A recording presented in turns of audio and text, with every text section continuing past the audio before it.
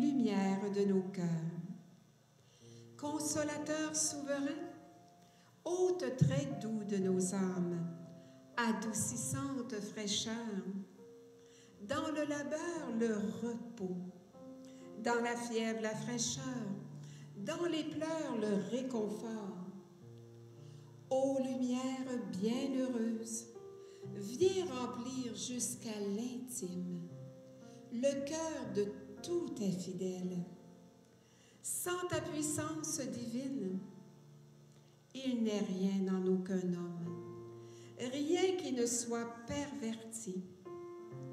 Lave ce qui est souillé, baigne ce qui est aride, guéris ce qui est blessé, assouplis ce qui est raide, réchauffe ce qui est froid, rends droit, oui, rends droit ce qui est faussé. À tous ceux qui ont la foi et qui en toi se confient, et nous sommes là ce soir, donne tes 7 dons sacrés, donne mérite et vertu, donne le salut final, donne la joie éternelle. Amen. Et cet Esprit Saint, on te le demande, par l'intercession de la Vierge Marie, qui a été si attentive à ce souffle de l'Esprit. Je te salue Marie, comblée de grâce. Le Seigneur est avec toi. Tu es bénie entre toutes les femmes, et Jésus, le fruit de tes entrailles, est béni. Sainte Marie, Mère de Dieu, prie pour nous, pauvres pécheurs, maintenant et à l'heure de notre mort. Amen. Je te salue Marie, comblée de grâce. Le Seigneur est avec toi. Tu es bénie entre toutes les femmes, et Jésus, le fruit de tes entrailles, est béni. Sainte Marie, Mère de Dieu, prie pour nous pécheurs, maintenant et à l'heure de notre mort. Amen. Je te salue Marie, comblée de grâce. Le Seigneur est avec toi. Tu es bénie entre toutes les femmes, et Jésus, le fruit de tes entrailles, est béni. Sainte Marie, Mère de Dieu, prie pour nous pécheurs, maintenant et à l'heure de notre mort. Amen. Alors, frères et sœurs, j'aimerais ce soir vous donner juste quelques pistes de réflexion pour nous faire entrer dans la petite expérience de prière que nous allons faire dans quelques instants. Eh bien, nous sommes dans le début de la Semaine Sainte. Et aujourd'hui, dans la liturgie du jour, il y avait un très beau texte qui nous était présenté. C'est celui de l'onction à Béthanie, de Béthanie. Alors, ce texte se trouve dans l'Évangile selon Saint Jean, au chapitre 12, versets 1 et suivants. Alors, je vais proclamer ce texte de la parole de Dieu et après, je vais faire quelques petites réflexions pour nous introduire dans la démarche que je vous propose ce soir. Alors, dans l'Évangile selon Saint Jean, il nous est raconté ceci. 6 jours avant la Pâque, Jésus vint à Béthanie, où était Lazare, que Jésus avait ressuscité d'entre les morts. On lui fila un repas, Marthe servait. Lazare était l'un des convives. Alors Marie prend une livre d'un parfum de nard pur de grand prix, oignit les pieds de Jésus et les essuya avec ses cheveux. Et la maison s'emplit de la senteur du parfum. Mais Judas l'Iscariote, l'un des disciples, celui qui allait le livrer, dit « Pourquoi ce parfum n'a-t-il pas été vendu 300 deniers qu'on aurait donnés à des pauvres? Mais il dit cela non pas à cause de son souci des pauvres, mais parce qu'il était voleur et que, tenant la bourse, il dérobait ce qu'on y mettait. Jésus dit alors, « Laissez-la. C'est pour le jour de ma sépulture qu'elle devait garder ce parfum. Les pauvres, en effet, vous en aurez toujours avec vous, mais moi, vous ne m'aurez pas toujours. » La grande foule des Juifs apprit qu'il était là, et ils vinrent, pas seulement pour Jésus, mais aussi pour voir Lazare, qu'il avait ressuscité d'entre les morts. Les grands prêtres décidèrent de tuer aussi Lazare parce que beaucoup de Juifs, à cause de lui, s'en allaient et croyaient en Jésus. C'est la parole du Seigneur. Eh bien, je ne sais pas qu'est-ce que ça vous dit, ce texte, mais comme notre frère nous le disait au cours de l'Eucharistie, c'est vraiment la présentation de toute la Semaine Sainte qui nous est offerte. Mais ce soir, je voudrais m'arrêter juste sur 2 petits éléments, parce qu'il faudrait que je vous garde 3 ou 4 heures, ce serait trop long. Alors, l'onction à Béthanie, qu'est-ce que ça veut dire? Ça veut dire que, d'abord, je vous parle un petit peu, je vous situe. On est à Béthanie. Les évangélistes s'entendent pour dire qu'on est chez Simon le lépreux, puis ça se passe pendant un repas. Et puis là, pendant un repas, il y a une femme qui se présente avec un vase de parfum. Alors, je ne sais pas si vous avez remarqué, dans le décor, ici, il y a un vase. Le vase, il n'est pas renversé. C'est exprès. Il ne faut pas que j'y touche beaucoup parce qu'il n'est pas solide. Ça représente le vase de parfum. Et puis, eh bien, il y a la parole de Dieu, la parole de ce récit de Béthanie. C'est la parole qui nous rassemble. Alors, la parole de Dieu ce soir, elle nous dit que ça se passe pendant un repas, qu'il y a une femme qui se présente avec un vase de parfum, puis c'est dit que le parfum, il coûte très cher. Parce que quand on parlait le nard, là, N-A-R-D, c'est quoi? C'est une huile qui est parfumée. Et dans l'Orient ancien, on versait volontiers de l'huile et du parfum, soit sur la tête des convives pour embaumer la salle du banquet. Il ne faudrait pas faire ça aux madames aujourd'hui, lui verser de l'huile sur la tête quand elles viennent de se faire coiffer. Mais c'était un rite qui se faisait à ce temps-là, dans ce temps-là. Et puis, là, on va voir un tout autre geste. Là, l'huile, elle ne sera pas répandue sur la tête de Jésus, mais elle va être répandue sur ses pieds. Alors, Jean introduit chez Simon des amis qu'il connaît. On voit ça aussi dans le texte. Alors, l'apôtre Jean nous dit que, il n'y avait pas seulement Jésus, il y avait Lazare. Je ne sais pas si vous êtes comme moi, mais je pense bien que si on savait qu'il y a quelqu'un chez le voisin qui vient de ressusciter, on aimerait bien ça aller voir. Je ne sais pas si on irait pour Jésus ou pour voir celui qui est ressuscité. Ça, c'est profondément humain. C'est pas mal, mais c'est humain. Mais Jésus, lui, va nous amener plus loin que ça. Puis l'humain, nous autres, les êtres humains, on a besoin de voir. On a besoin de voir souvent pour croire. Puis c'est pour ça, Jésus, il dit si souvent, pourquoi ne croyez-vous pas? Pourquoi doutez-vous? Il est toujours en train de dire, avez-vous la foi? Avez-vous la foi? Alors, si vous commencez à lire dans la Bible le ministère de Jésus, Jésus il est tout le temps en train de demander à quelqu'un, mais as-tu la foi? Crois-tu que je peux faire ça pour toi? Pourquoi as-tu douté?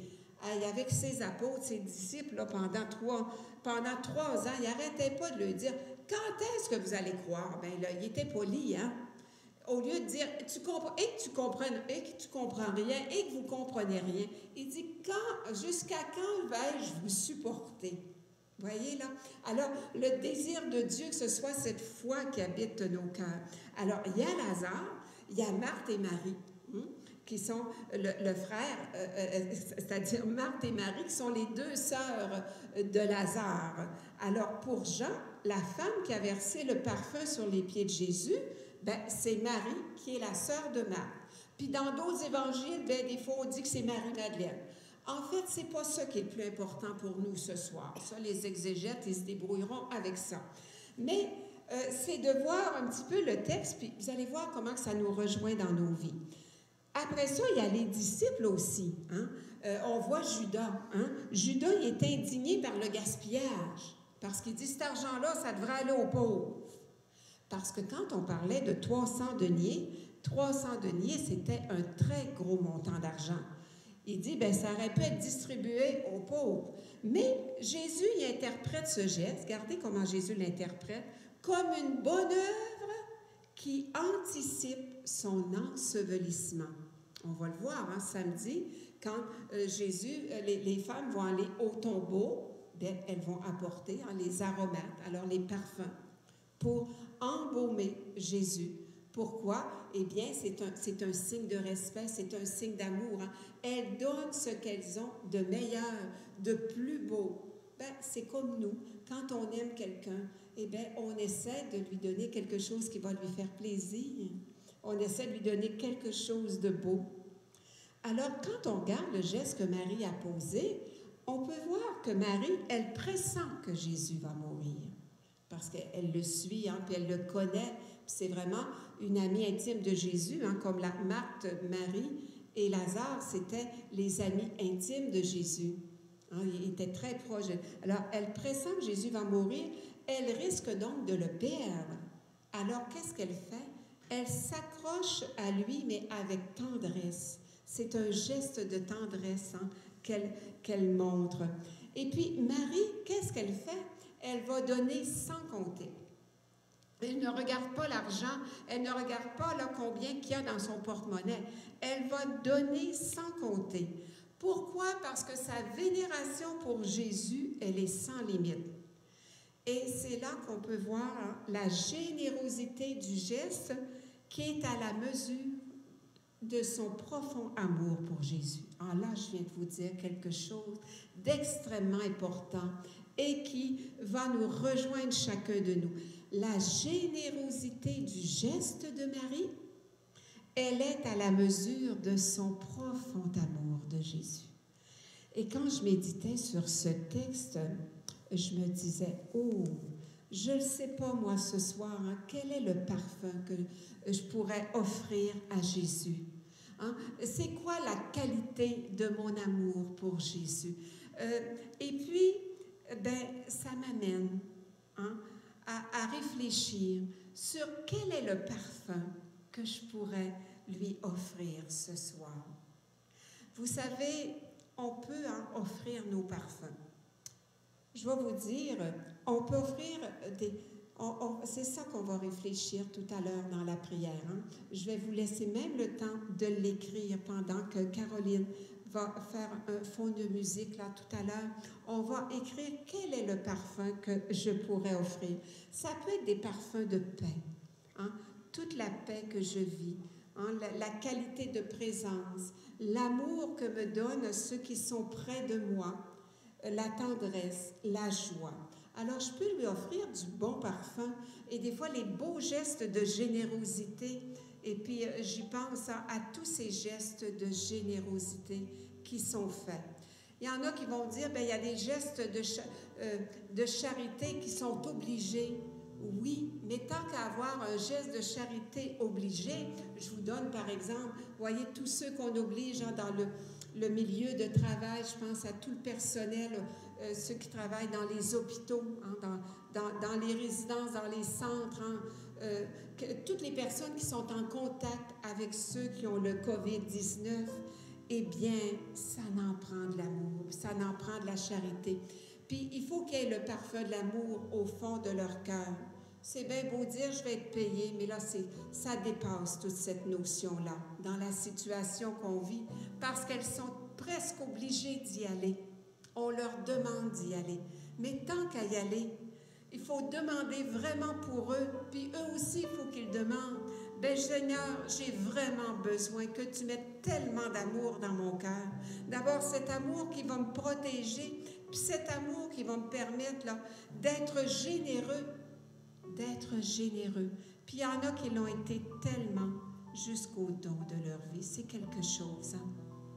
Eh bien, c'est ça, donner le parfum. Ça peut, des fois aussi dans nos vies, il y en a deux sortes de parfums. On a du parfum qui sent super bon, puis qui est de super qualité. Pourquoi? Parce que dans le cœur de tout être humain, il y a ce bon parfum-là.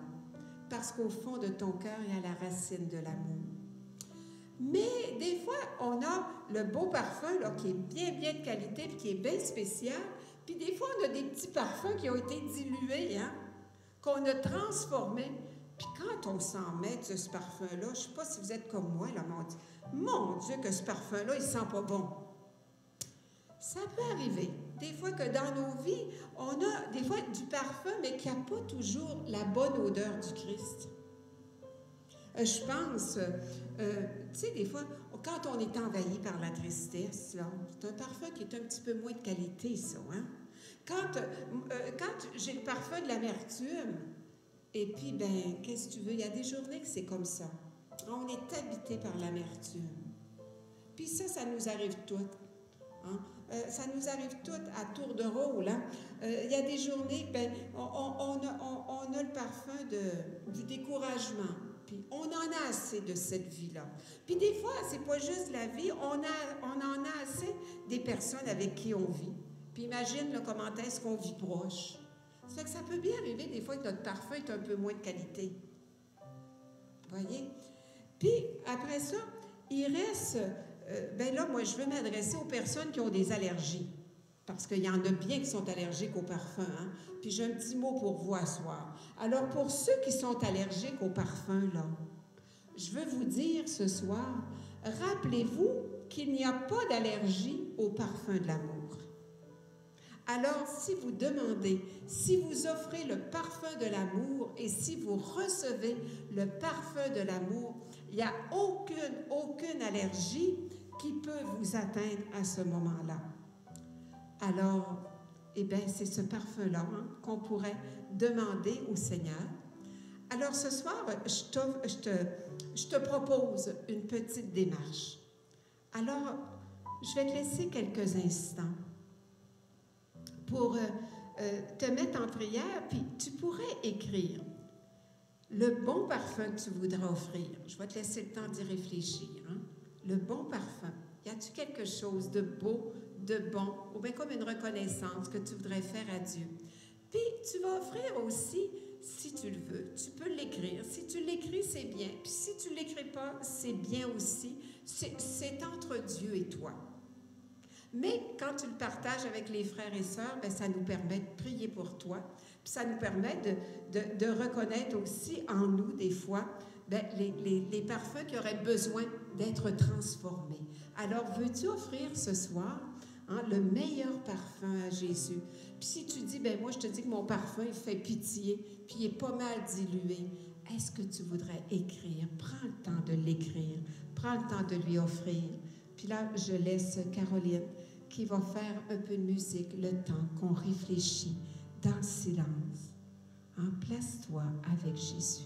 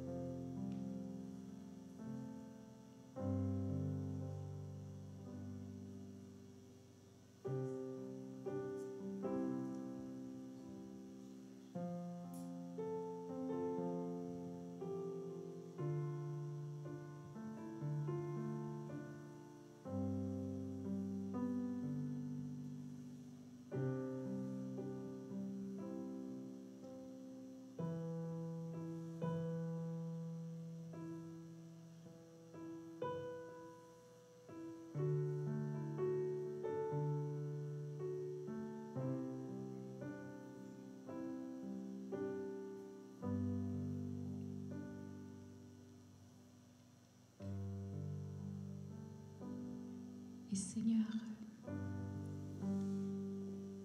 à travers ce parfum que je t'offre ce soir, c'est ma vie, c'est mon cœur que je t'offre. Je veux te partager le meilleur comme le moins beau. Merci Seigneur de me redire que ce parfum y est précieux pour toi.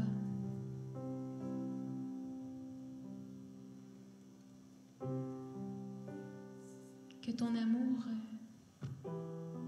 peut faire une différence, comme cet amour que tu as donné pour Marie. Cet amour, tu le veux aussi le déverser ce soir dans chacun de nos cœurs pour nous redonner la force, la paix, la patience, la vie.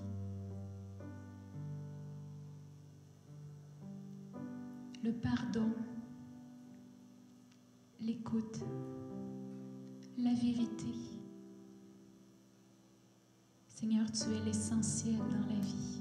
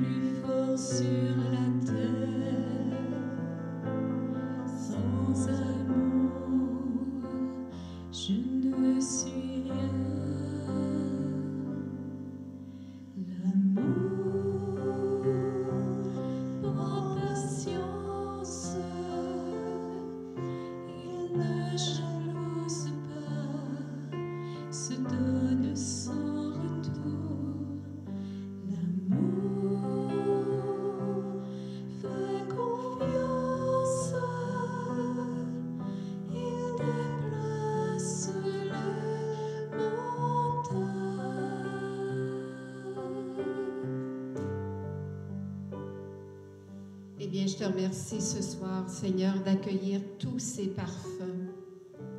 Oui, il y a ces parfums de l'amour qui sont revenus souvent. Le parfum de la tendresse, le parfum de la patience, du désir d'aimer. Eh bien, Seigneur, ce soir, accueille ces parfums pour que ce grand cénacle que nous formons soit rempli de cette bonne odeur de toi. Et puis, Seigneur, on te demande, on t'offre aussi ces parfums qu'on voudrait que tu viennes renouveler. Il y a des personnes ce soir qui t'offrent le parfum des fois de leur colère, le parfum des Gethsémani qu'elles vivent. Il y a des personnes ce soir qui viennent t'offrir le parfum et voudraient avoir plus de miséricorde, moins d'amertume dans le cœur. Et je te remercie, Jésus, parce que dans cette démarche de foi, à travers ce geste tout simple, tu es en train de toucher des cœurs dans les maisons. Et il y a des personnes qui ressentent en ce moment une grande paix. Et leurs épaules sont, c'est comme si tu les déchargeais d'un lourd fardeau, et elles retrouvent le goût d'aimer. Et tu viens libérer une personne de cette profonde angoisse qu'elle vit parce qu'elle vit une tension très grande à cause de difficultés familiales et puis elle n'arrive plus à vivre la patience. Et puis ce soir, Seigneur, tu donnes cette grâce de maîtrise d'elle-même. Il y a des personnes qui se battent contre la consommation d'alcool et de drogue. Merci, Seigneur, de les délivrer ce soir, de venir combler leur solitude, non pas avec toutes ces choses, mais avec ta présence. Viens leur montrer que ta présence est plus forte que tous ces manques dans leur vie. Viens, Seigneur, viens, Seigneur. Il y a des personnes qui ont tellement besoin de confiance. À travers toutes ces souffrances, elles sont aux prises avec le découragement. Elles ont peur d'être abandonnées. Eh bien, Jésus, ce soir, Jésus, viens transformer ce parfum en parfum de la confiance, en parfum de l'amour, en parfum de patience. Je te dis merci, Seigneur. Et Seigneur, il y a une personne qui est très malade à la maison. Elle est malade à cause d'un handicap. Elle souffre d'arthrose dans toute sa colonne vertébrale, puis aussi au niveau de ses genoux, tout spécialement. Et puis, elle n'arrive plus à marcher. Et ce soir, Seigneur, tu écoutes la prière qu'elle te fait. Tu viens la soulager de ce mal. Tu répands une onction toute spéciale, Seigneur. Et tu remets cette personne debout. Et puis, Seigneur, tu viens combler aussi beaucoup de solitude en ce moment. Merci pour ce cœur à cœur avec toi, Jésus. Merci de te faire si proche. Et quand on s'approche de l'amour, tu viens brûler nos cœurs. Je te remercie, Seigneur, de nous permettre de s'approcher de toi et que nos cœurs puissent être brûlés par ta présence. N'ayons pas peur. Donnons-lui tout ce soir. Donnons-lui et présentons-lui le monde aussi. Le monde avec toutes ses souffrances. On te présente, Jésus, cette situation du COVID-19, tous ces pays qui sont déchirés, qui sont dans l'inquiétude. On t'offre encore nos gouvernants, c'est-à-dire pour que tu viennes leur donner la force, pour que tu leur donnes de la sagesse, Seigneur, de la sagesse, du discernement, et puis que tu viennes mettre aussi dans le cœur de tous les citoyens une grâce de patience, une grâce de compréhension, et que, Seigneur, que tu leur donnes aussi de prier pour eux, parce que c'est presque jour et nuit. Ben, Seigneur, viens toucher tous ces malades, viens toucher ces mourants, ceux qui ce soir sont vraiment dans la dernière agonie. Jésus, donne-leur la grâce d'abandon, la grâce du lâcher-prise. Je te remercie, Seigneur Jésus. Oui, tu trouveras dans le regard de Jésus la source vive qui t'habite. Eh bien, pour terminer ce petit temps de réflexion, tu peux simplement rencontrer le regard de Jésus. Et dans ce regard de Jésus, on offre vraiment tout le pape François, les évêques, les prêtres, pour qu'ils se laissent regarder par toi, pour que ton regard vienne ce soir les remettre debout. On vient t'offrir tout le personnel hospitalier, tous ceux tous les services de sécurité. Et Seigneur Jésus, on vient te demander vraiment la miséricorde et la grâce de maîtrise de soi pour qu'il n'arrive plus d'événements comme il est arrivé hier ou avant-hier dans notre pays, à cause d'un manque, à cause d'une contrariété, à cause des fois de la violence qui habite le fond de notre cœur. On peut détruire la vie de quelqu'un. On peut détruire une famille. Et je pense à ce père de famille qui a été bousculé par une auto qui a été frappé par une auto sans raison. Eh bien, Seigneur, que ces gestes qui sont inacceptables ne se reproduisent plus, mais